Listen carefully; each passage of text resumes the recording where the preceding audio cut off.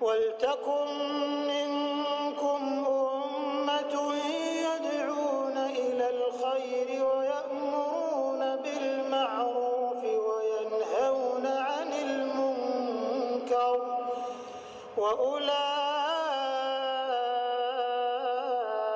هُمُ الْمُفْلِحُونَ. Nah, teman-teman sekalian, meminta maaf, ya, berjanji tidak akan mengulangi kesalahan adalah sebuah hal yang sangat indah. Hal yang sangat indah. Kalau Anda berbuat salah lalu Anda mengatakan, maafin saya janji tidak akan mengulanginya. Itu luar biasa, sangat melunakkan hati orang di hadapan kita. Gitu kan? Makanya setiap orang buat salah, dia iklankan, dia minta maaf. Nah, kalau teman-teman mengatakan maafkan saya, itu kalau kepada Allah Subhanahu wa taala sama dengan Anda mengatakan astagfirullah. Istighfar itu permohonan maafnya. Kalau janji tulisan ikrar misalnya atau ikrar dengan lisan tidak akan mengulangi, itu namanya taubat. Jadi kalau teman-teman gabung astagfirullah wa atubu ilai, artinya ya Allah aku minta maaf dan aku janji tidak akan mengulanginya. Seperti itu. Nah, teman-teman sekalian, taubat ini perlu kita lakukan. Karena Nabi SAW sendiri sebagai pimpinan kita dan utusan Allah mengatakan, aku beristighfar dan bertobat kepada Allah sehari, setiap harinya 70 sampai 100 kali. Seperti itu.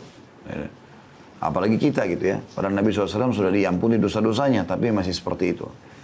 Nah, taubat ini teman-teman indah sekali. Karena dengan taubat, maka semua kesalahan Anda dimaafkan.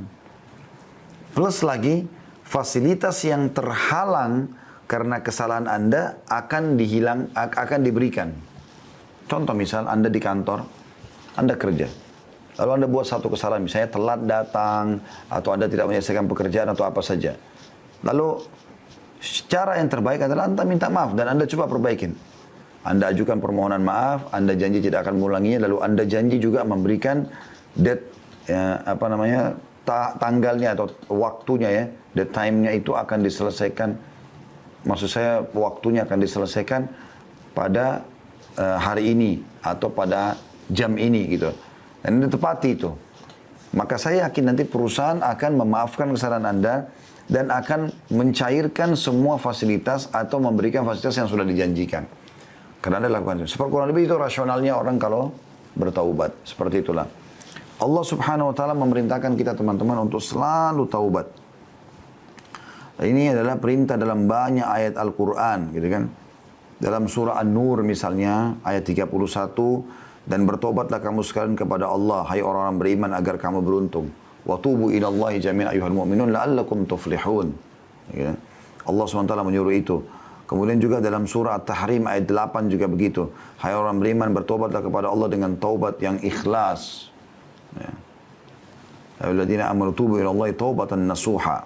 Jadi kan? Dan cukup banyak ayat-ayat Al-Quran yang membahas masalah itu.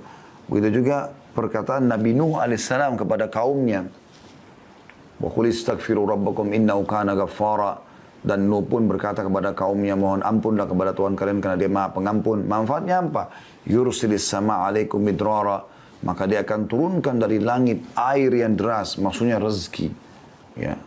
Karena kalau hujan turun dari langit, maka secara otomatis akan hidup tumbuh-tumbuhan, hidup hewan-hewan, manusia pun bisa hidup dari situ.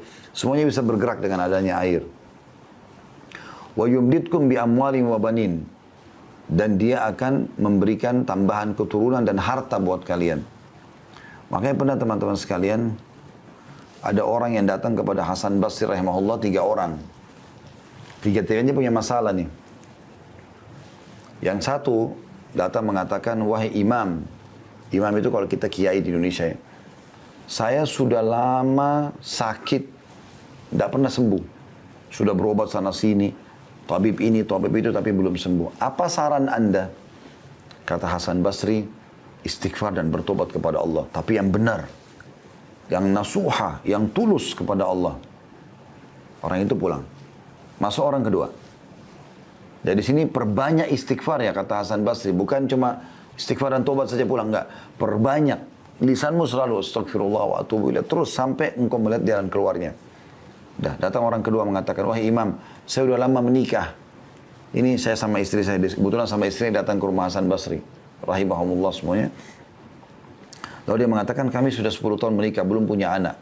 Apa saran anda? Kami sudah coba ke tabib ini, tabib itu, tapi juga tidak bisa. Ya, kami dapatkan solusinya. Kata Hasan Basri, perbanyak, garis bawah kalimat perbanyak istighfar dan taubat. Amalkan. Pulanglah orang itu, orang ketiga datang mengatakan, wahai imam, saya sudah lama bekerja bertahun-tahun, tidak pernah kaya seperti fulan. Ditunjuklah orang kaya di negeri itu gitu. Fulan itu di kota Basra ya, di Irak. Maka kata Hasan, dan saya sudah coba kerja ini, kerja itu, tetap aja begini keadaan saya sudah sekian tahun. Apa saran anda? Kata Hasan Basri, perbanyak istighfar dan taubat. Waktu pulang 3 orang ini, berkata pada saat itu teman-teman sekalian, murid-murid Hasan Basri, ada dalam atharnya dikatakan istrinya bertanya, kenapa anda cuma menyuruh istighfar dan taubat padahal orang-orang ini mungkin butuh sesuatu yang lain gitu. Maka apa kata Hasan Basri, tidakkah engkau membaca firman Allah Subhanahu wa taala tadi dalam surah Nuh itu ya, Nuh berkata kepada kaumnya, wa qul istaghfiru rabbakum innahu kana ghaffara. Ya, Nuh berkata beristighfar dan bertobatlah pada Tuhan kalian karena dia maha menerima taubat hambanya. Yursilis sama alaikum midrara, maka dia akan turunkan rezeki yang banyak dari langit. Wa yumbitkum bi amwali wa banin, dan dia pasti akan menambahkan buat kalian harta yang banyak dan juga keturunan. Jadi luar biasa manfaatnya. Imam Nawawi berkata rahimahullah, para ulama telah sepakat bahwa taubat dari seluruh perbuatan maksiat adalah wajib hukumnya. Wajib dilakukan dengan segera dan tidak boleh ditunda, apakah itu dosa kecil atau dosa besar. Nah, cuma bedanya teman-teman sekalian, kalau dosa kecil itu bisa diampuni dengan sholat, dengan wudu, ya. Kemudian dengan semua ibadah lah, sedekah, bakti sama orang tua, jenguk orang sakit, semua ini bisa memaafkan dosa-dosa kecil. Tapi kalau dosa besar harus tobat nasuha. Artinya betul-betul kembali kepada Allah dengan tulus dan ikhlas. Imam Nawawi mengatakan syaratnya 3. Meninggalkan dosa itu seketika. Lagi zina berhenti, lagi riba berhenti, lagi bohong berhenti. Kemudian yang kedua menyesali. Dan yang ketiga berjanji kepada Allah tidak akan mengulanginya. Subhanallah, ini tidak sulit ya. Karena meninggalkan dosa itu bisa kita kerjakan setiap saat. Menyesal ini, kata ulama, semua orang yang buat dosa, Allah akan datangkan penyesalan. Allah datangkan penyesalan. Jadi penyesalannya itu semua muncul. Kayak orang habis berzina, orang habis menipu, hilang itu. Muncul itu rasa menyesal. Sudah ada. Kemudian yang ketiga, janji sama Allah tidak akan mengulanginya. Maka akan diterima taubatnya insya Allah. Seperti itu. Kita tutup teman-teman sekalian dengan beberapa sabda Nabi SAW, diantaranya, sesungguhnya Allah Subhanahu Wa Taala selalu membuka tangannya di waktu malam untuk menerima taubat orang yang melakukan kesalahan di siang hari. Dan sesungguhnya Allah membuka tangannya pada siang hari untuk menerima taubat orang yang melakukan kesalahan di malam hari. Begitulah terus hingga matahari terbenam dari barat. Ya, maksudnya di sini, terbenam, ya, terbit dari barat, sampai terbit dari barat. Hadits yang selanjutnya, Allah Subhanahu Wa Taala sangat gembira dengan taubat hambanya. Jadi Allah ini subhanallah tidak mau kita masuk neraka, mau kita masuk surga. Makanya dia sangat gembira dengan taubat hambanya. Dan kita tutup dengan ini teman-teman sekalian insyaAllah. Kata Nabi SAW, Allah lebih gembira dengan taubat hambanya dibandingkan seseorang di antara kalian yang membawa seluruh bekalnya di atas tunggangannya. Ya, digambarkan tunggang itu zaman dulu seperti unta misalnya, dia bawa semuanya bekalnya. Kalau anda mungkin naik mobil di zaman sekarang, membawa seluruh harta yang anda punya, simpanan anda, bawa di mobil. Kemudian kata Nabi SAW, dia melewati padang pasir yang tak bertuan, nggak ada orang, nggak ada hewan, padang pasir tandus. Dia jalan, kemudian dia capek, dia istirahat di bawah sebuah pohon. Pohon itu pun bukan pohon yang rindang. Kemudian dia tertidur, waktu dia bangun, dia tidak menemukan untanya sama bekalnya, hilang. Lalu dia keliling-keliling mencari, tidak ketemu. Pada saat dia sudah putus asa, dia pun berkata pada dirinya sendiri, saya akan kembali ke pohon yang tadi saya tidur. Ya. Dan saya berharap pada saat saya bangun sudah mati. Maka Nabi SAW mengatakan dia pun kembali ke pohon itu, lalu dia tidur, ternyata pada saat dia bangun, dia temukan untanya sama bekalnya semua ada di depannya.